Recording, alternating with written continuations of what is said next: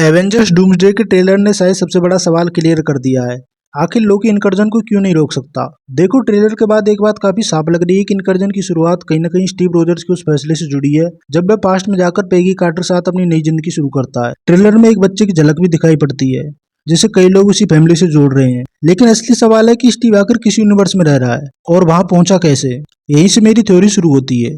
Trailer में हम लोकी को टीवी एजेंट की यूनिफॉर्म और टीवी आईडी कार्ड के साथ देखते हैं और उसके आसपास का माहौल ध्यान से देखो तो वह काफी हद तक स्टीव के घर जैसा महसूस होता है। अब याद करो लोकी सीजन 1 और सीजन 2, उस समय लोकी खुद टीवीए का एजेंट था। मेरी थ्योरी यह कहती है कि उसी दौरान उसने स्टीव की मदद की होगी। लेकिन क्यों?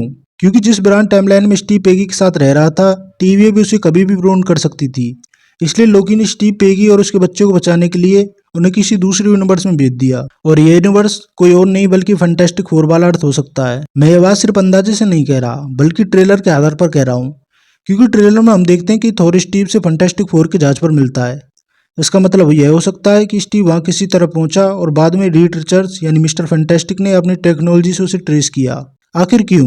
क्योंकि doctor Doom in the multiverse of madness में बताया गया था कि जब कोई दूसरे यूनिवर्स का व्यक्ति किसी और यूनिवर्स में जाकर अपना प्रभाव छोड़ता है तो इनकर्जन का खतरा पैदा हो सकता है। अगर स्टीव एक ब्रांच टाइमलाइन से फैंटास्टिक फोर वाले अर्थ पर गया तो संभव है कि उसे भी उस यूनिवर्स में इनकर्जन ट्रिगर हुई हो। ट्रेलर में हमने 3 अलग अलग अर्थ को टकराव की ओर बढ़ते हुए देखा था। अर्थ 616, एक्समैन यूनिवर्स और फैंटास्टिक फोर वाला अर्थ। अर्थ 616 और एक्समैन यूनिवर्स के बीच कनेक्शन समझ आता है क्योंकि द मार्वल्स के अंत में मोनिका रैम्बो एक्समैन वाले यूनिवर्स में पहुंच गई थी। लेकिन फैंटास्टिक फोर वाला अर्थ इसमें क्यों फंसा?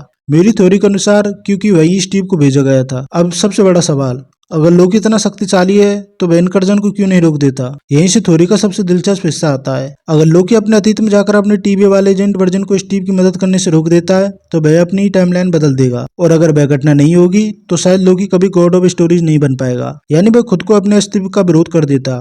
जिस तरह हम अपने पुराने फैसलों के नतीजों के साथ जीते हैं, उसी तरह लोकी भी अपने अतीत को पूरी तरह मिटा नहीं सकता। हो सकता है वह भविष्य बदल सके लेकिन अपने बनने की वजह नहीं। अब एक सवाल उठता है, हमने लोकी सीजन 1 और सीजन 2 में ऐसा कुछ देखा ही नहीं, तो इसकी 2 संभावनाएं हो सकती हैं। पहली, ये सब ऑफ स्क्रीन हुआ हो, या दूसरी, ये तब हुआ हो जब लोकी अलग अलग टाइमलाइन में कैंग की समस्या का हल ढूंढ रहा था। अगर यह सच है तो इसका मतलब है कि गलती सिर्फ स्टीव की नहीं थी। स्टीव ने ब्रांच टाइमलाइन बनाई लेकिन दूसरे यूनिवर्स में पहुंचने के लिए लोकी ने उसकी मदद की और वहीं से इनकर्जन की चेन रिएक्शन शुरू हुई।